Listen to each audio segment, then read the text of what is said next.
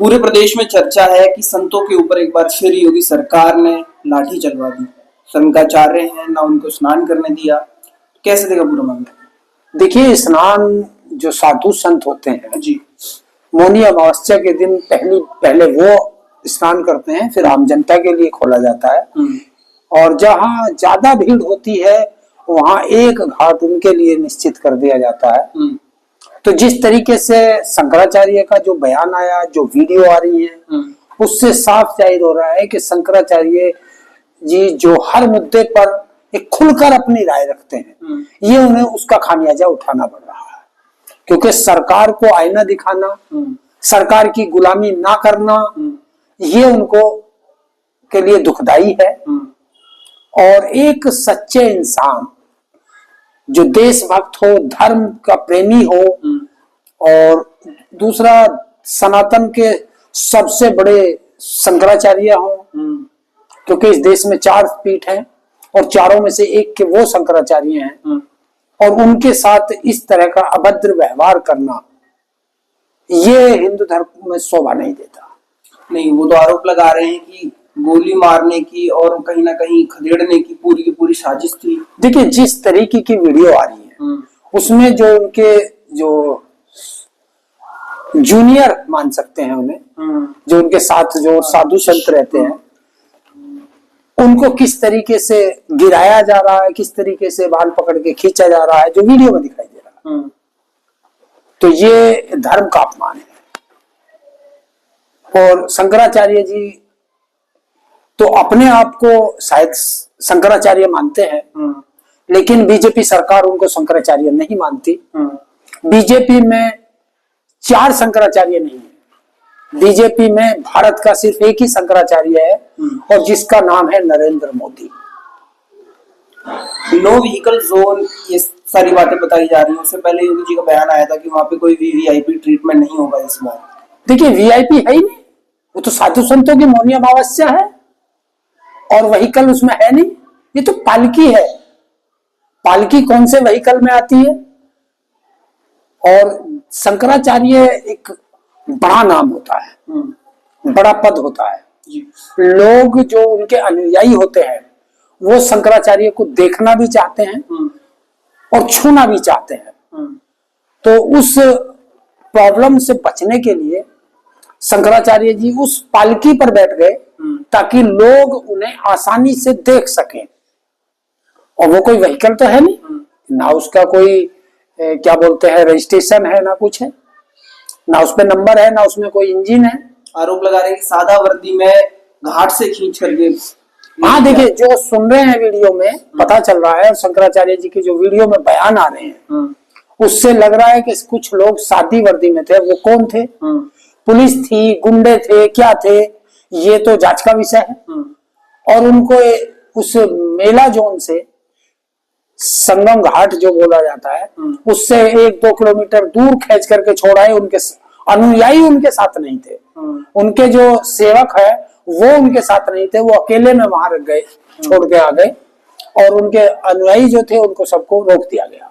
तो ये तो एक साजिश भी हो सकती है, और धर्माचार्य पे वहां हमला भी हो सकता था, कोई उनकी हत्या भी कर सकता था, जैसा वो कह रहे हैं। लेकिन जिस तरीके से तस्वीरों में आया है कि शंकराचार्यों या साधु संतों उनको फेंका गया है इधर से उधर, ना कोई उनका। देखिए, एक कहावत है जो हमने किसान आंदोलन में देखा, और हमने वहां कहा भी था कि नंबर आएगा, सबका आएगा, एक एक करके सबका आएगा। किसानों का आ गया, मजदूरों का आ गया, व्यापारियों का आ गया, और कर्मचारियों का आ गया। साधु संत बचे थे, अब साधु संतों का भी नंबर आ गया। कह रहे हैं कुछ लोग हैं जिन्हें हर चीज में एतराज रहता है, ये दूसरी पार्टी से कहीं ना कहीं प्रेरित लोग रहते हैं। देखिए, अगर कोई विपक्ष में होगा तो आप उसका अपमान करेंगे। वो तो कांग्रेस को भी इसी तरीके से लताड़ते थे। अन्य पार्टी की अगर कहीं उन्हें गलती मिल जाती है, वो उसे उसी भाषा में जवाब देते हैं जिस भाषा में वो बोलते हैं। लेकिन मैं एक चीज देख रहा था कि देश के शंकराचार्य हैं, और शंकराचार्य के साथ जो अभद्र व्यवहार हुआ ये शोभा नहीं देता देश को। और जो तथाकथित बने बैठे हैं, तथाकथित, एक नहीं बोला। किसके इशारा है? सारे जितने अपने आप को कहते हैं हम कथावाचक हैं और हम सनातन के प्रेमी हैं और हम हिंदू धर्म के प्रेमी हैं और हम हिंदुस्तान में हिंदू धर्म की स्थापना करना चाहते हैं, हिंदू राष्ट्र बनाना चाहते हैं, उन तथाकथित में से एक ढोंगी भी नहीं बोला शंकराचार्य के लिए। क्या शंकराचार्य मुस्लिम पीठ के धर्माचार्य है? क्या शंकराचार्य सनातन के धर्माचार्य नहीं है? क्या शंकराचार्य जी हिंदू धर्म के शंकराचार्य नहीं है? तो जब इनके ऊपर कोई गलत व्यवहार इनके साथ होता है तो क्यों नहीं बोलते अगर ये हिंदू धर्म के ठेकेदार है तो इससे साफ जाहिर होता है कि वो हिंदू धर्म के ठेकेदार नहीं, वो सरकार के ठेकेदार है, सरकार के गुलाम है, सरकार के चाटुकार है।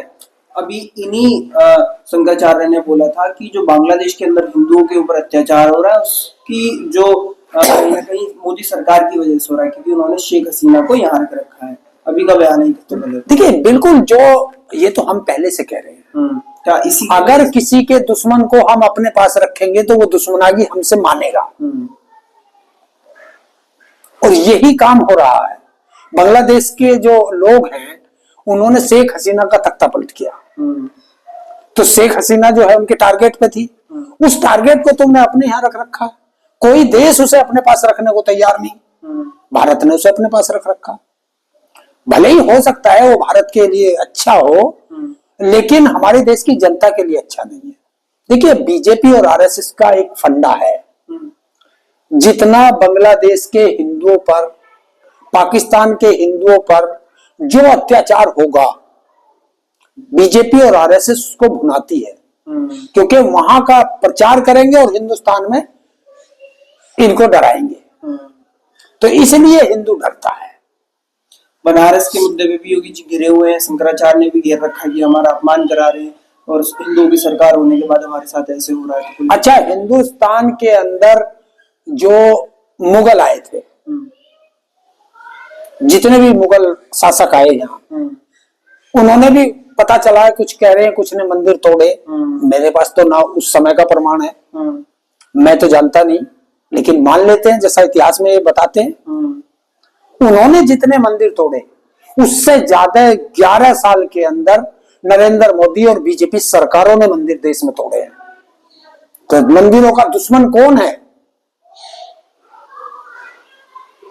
आप कॉरिडोर बनाने के नाम पर आप मंदिर तोड़ रहे हैं। मैंने संजय सिंह का बयान सुना है कि बनारस के अंदर लंका थाने के अंदर आज भी शिवलिंग पड़े हैं, तो कोई मंदिर टूटे होंगे तभी तो शिवलिंग, एक मंदिर में एक ही तो शिवलिंग होता है, तो कितने मंदिर टूटे होंगे कि वहां ढेर लग रहा है शिवलिंगों का। अभी आपने देखा 1400 साल पुराना मंदिर दिल्ली के अंदर तोड़ दिया गया, और किस तरीके से हनुमान जी की मूर्ति और शिव जी की मूर्ति को किस तरीके से ट्रैक्टर से और रस्सियों से बांध के, जंजीरों से बांध के खींचा गया। और क्यों तोड़ा गया मंदिर? क्योंकि आरएसएस का जो भवन बना है उसके लिए इनको जो है वहां पे पार्किंग बनानी है, तो तोड़ दिया गया। वहां बनारस के अंदर बीजेपी के दफ्तर के बराबर में शनिदेव का मंदिर है, वो उखाड़ दिया गया। तो मंदिरों के दुश्मन कौन है? शायद मुझे तो ऐसा लग रहा है जो बाबर और एक और कौन आक्रांता थे जो आए थे, उनसे ज्यादा मंदिर तो नरेंद्र मोदी ने तोड़े।